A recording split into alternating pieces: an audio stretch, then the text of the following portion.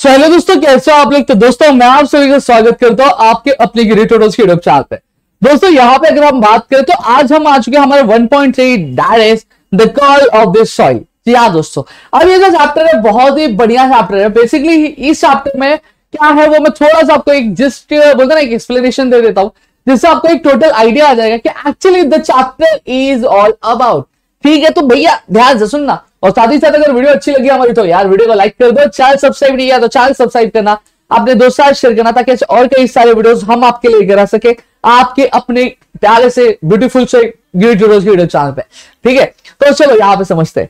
सबसे पहली चीज what we need to understand is the story. अब ये जो पूरी जो story the call of the soil यानी मिट्टी पुकार रही है, ठीक है, हिंदी में अगर मैं बोलता हूं तो इसका मतलब क्या गया है। अब इस पूरी पिक्चर में, इस पूरे चैप्टर में आपके एक बंदे के बारे में बताया गया, जो बंदा आपकी एमएनसी में काम किया करता था। अब एमएनसी में काम करते करते वो थोड़ा सा सेट सा गया था, थोड़ी सी चीजें उसको बहुत खराब लग रही थी, तो उसने क्या किया, अपनी एमएनसी की जो जॉब थी वो क्विट कर दिया और उसने जिसका नेटिव प्लेस था जो रूरल एरिया में, वो वहां पे गया और वहां पे जाके वो खेती करने लगा।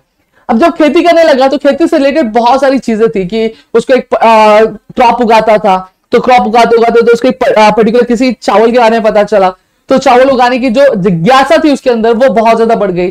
तो वो उसको उगाने के लिए क्या उसके जो बीए थे, कैमरामैन फोकस करो, हाँ वेरी गुड, ठीक है, तो जिज्ञासा जो थी उसको क्या ढूंढने लगा।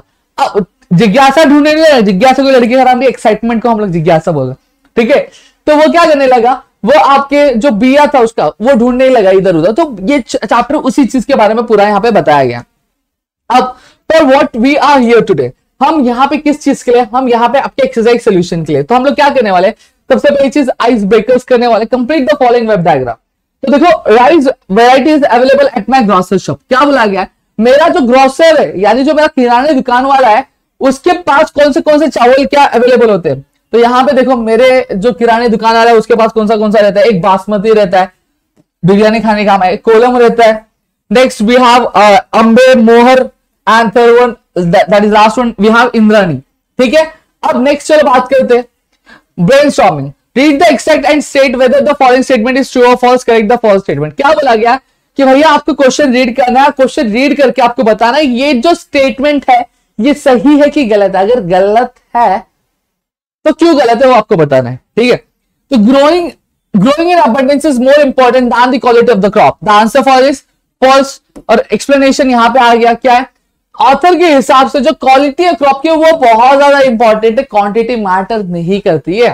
फिर उसके बाद the author wanted to grow the desi variety of rice. सही बात है, ट्रू है, क्या बात है, 2 करोड़ का जवाब है लेकिन मिलेगा नहीं 1 भी रुपया।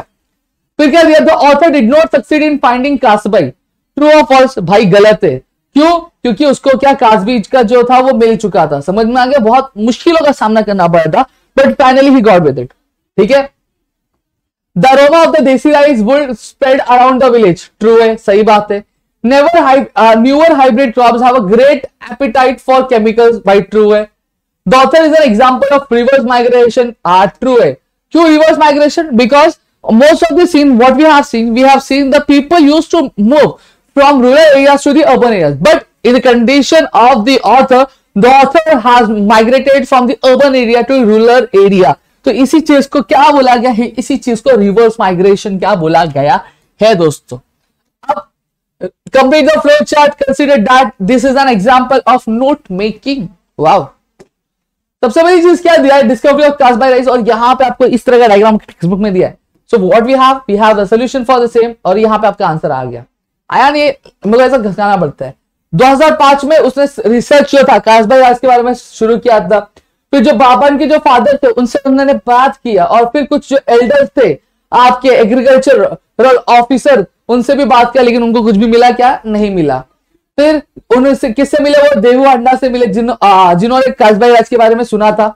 फिर उसके बाद उन्होंने सरपंच से मिले असरवारी विलेज में, और एंड टुक जीवन अलॉन्ग विथ हिम, और जीवन को साथ में लेके गए थे। नेक्स्ट क्या, फिलिंग द ब्लैंक्स है। The author wanted to grow dash, the author wanted to grow organic moong. Moru Dada, कौन था दादा, Moru Dada wanted to spray dash on the moong crop, क्या पेस्टिसाइड स्प्रे करना चाहते थे। फिर next what you have, Babar's father and some elders mention the name of dash, तो क्या है, कासबाई, क्या बात है। फिर hybrids need more dash said देवू हांडा, तो हाइब्रिड्स को क्या चाहिए था, hybrid needs more water, fertilizer and pesticide, said Devu Handa. फिर क्या दिया? The author bought dash kilos of rice from an Adivasi woman who lived in remote hills. तो क्या लाया था? 10 kilos of rice. Wow, wow. ठीक है. List the reaction of the agriculture officer to author's inquiry about Kasbai rice seeds. One is done for you. एक किया हुआ हमारे लिए. He had not heard of the Kasbai. तो यहाँ पे देखो, he uttered the names of the latest hybrid, मतलब उसने लेटेस्ट जो हाइब्रिड है उसके बारे में बताया. फिर he also offered to give the author some hybrid seeds free of cost, और उसने साथ ही साथ ऑथर को बोला भैया कुछ है मेरे पास, ये है कुछ फ्री वाले, ये लो, काम कर लो, क्यों परेशान हो रहे हो, और मुझे भी कर रहे हो. फिर go through the text once again and note down Devu Handa's fond memories of Kasbai in your exercise book. One is done for you. Devu Handa has fond memories of Kasbai. They are as follows. It needs less rain. It has an alluring aroma. It is a long duration of rice. Wow. ठीक है. The writer says he grew an awful lot of moong. Explain the word awful in this sentence. Awful का मतलब क्या बोला गया है? तो awful यहाँ पे मतलब क्या होता है? लार्ज अमाउंट, बहुत बड़ा अमाउंट. समझ में आ गया? इसका मतलब ये कहा गया.